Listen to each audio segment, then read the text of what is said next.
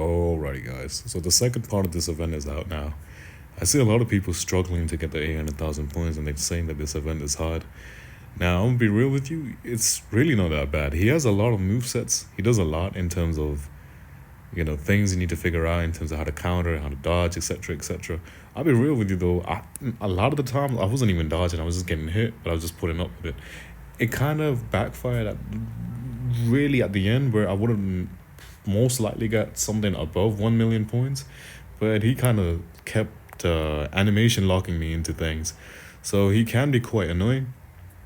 But my advice is, if you go with this, if you're having a hard time, honestly, then switch from this to this, and that should still be enough. In fact, yeah, I think for depending on the players, like for like newer players that might be struggling with this, I think this is the setup you should run, and this should easily get you above 800,000 points. I'm going to show you how to go about that.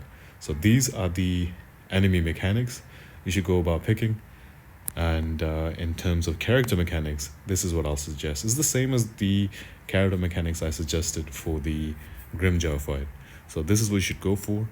And in terms of the team, it's kind of funny they got rid of Aizen here, but this still works. So for fairness sake, instead of using my own Kaname, I'm going to use the one the game gives me, so that, oops, I just got rid of that. That's a bit too fair.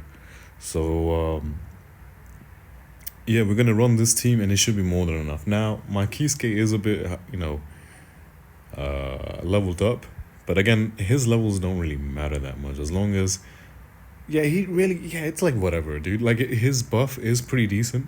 But I assume you guys would already have Kisuke. So that's why I'm using Kisuke. I don't think any account should be without Kisuke. So I assume y'all have him. And considering in terms of buffers over here, we really don't have any options anyway. I'm definitely going to stick with Kisuke here. So I'm going to give this a go. This is mainly to help you guys get 800,000. This isn't for, competitive, videos or whatever. This is just to get those 800,000, get those points, and get out of there. Now, if you do want to go further, you want to go in the rankings and try to get more than 1 million, 2 million, that's on you. There's no real reason to do that. Like I said, dang it, I need to stop talking and just go with it, because it might be doable, but it doesn't mean it's like, like you just don't play it. You do gotta pay attention and stuff. Oh, dang it. I should really just start recording like after the fact, not as I'm playing it, because I'm going to be button mashing too, so. But yeah, it's not that tough though. It's all doable. I'll be real with y'all though. The characters they give you is not really that. It's not built that great. But my Kisuke was doing some crazy numbers though. No, it's not Kisuke, sorry. My Tosin was doing some crazy numbers though. So for fairness sake, that's why I thought, let me just switch him out, because this dude is not going to be doing the same. Oh, that's weird. Normally it tells me when like his moves are up. Yeah, this is where the fight starts getting annoying. Before this, it's easy peasy, but now it's ishi annoying. There you go. Yikes. He does like, yeah, there he is. I was baiting that out because I remember he did that in my last attempt, and I was like, oh, okay, I'm gonna remember that next time. Yes. Take that, Ulquiorra. When he pulled out his sword, right, when I first did this, and I was like, is he gonna transform? But of course he didn't, so I was like, oh, okay. I got really excited there for a second. I was like, you're gonna transform? What? Wait, why didn't I get his... Wow, that's crazy. So the free one doesn't even have his ult ready when you switch him in. Oh, what the heck? That sucks. But I think this is still good enough. Yeah, see, these are the animation locks I was talking about. He has a lot of these. And once you start hit... Oh, buddy.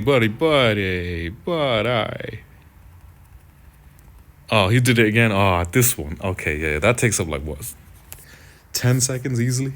So yeah, that sucks. But yeah, just avoid those and you're good to go.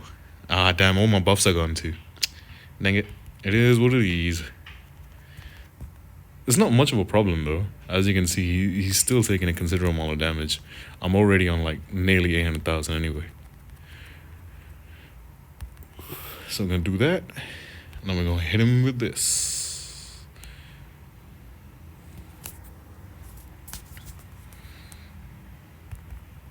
It's kind of funny though. They got rid of Eisen, but they left Geen in, and Geen is still pretty good, even with.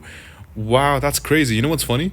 That's actually better than my original score. So there you have it. And I wasn't even trying to get a higher score. So as you can see, it is pretty doable. And not only is I missed it. So after this, I'm gonna do another one, but just to try to get a higher score. But as you can see, it is pretty doable. So this is mainly for guys who were struggling to get about 800,000. This is what you need to like equip in terms of your own buffs and his debuffs, and you'll easily be able to get the 800,000 threshold to get the points, to get the rewards. So that's it pretty much. There's nothing else to show you guys here. I'm not entirely sure why people are saying this fight is harder than the Grimjar fight. I personally believe the way I was fighting in the Grimjar fight, I think the Grimjar fight is actually harder than this fight. So I don't know. I guess it kind of depends on what characters you're comfortable using. For me, you know, I already use a thrust team, so I kind of have a rough idea of how I want to be playing. But yeah, this is the easiest way to get it, guys. So obviously you can do a lot more if you want to get higher in the rankings. I just don't care. If I did do a run, I'm probably going to do one more, but I'm not going to record that. So I hope that helps you guys. Don't stress and don't worry about people saying this fight is hard or whatever. It's not bad at all, and in fact it's quite fun. So give it a try.